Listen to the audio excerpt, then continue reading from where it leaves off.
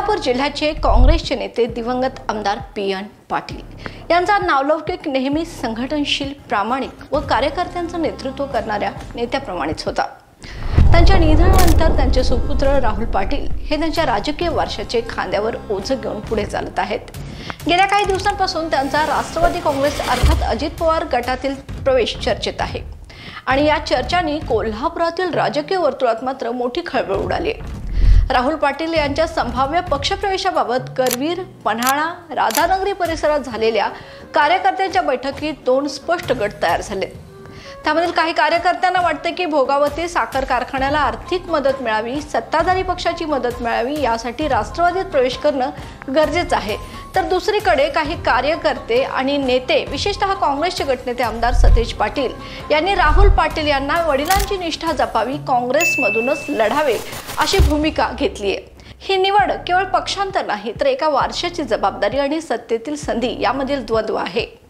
राहुल पाटील यांच्यावर राष्ट्रवादीच्या वरिष्ठ नेत्यांकडून दबाव आहे। त्यांच्यासाठी स्वतंत्र यंत्रणा कार्यरत करण्यात आली आहे।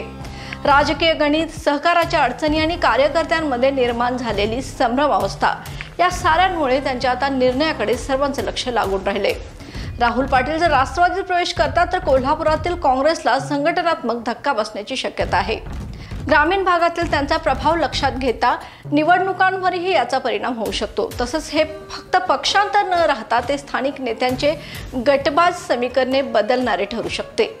राहुल पाटील हे राष्ट्रवादीत प्रवेश करून स्वतंत्र ओळख राखू शकतात। सॉफ्ट लँडिंग स्ट्रॅटेजीचा वापर करत त्यांनी हळूहळू राष्ट्रवादीकडे झुकतं लोकमत वळवण्याचा प्रयत्न सुरू केला असल्याचीही शक्यता आहे।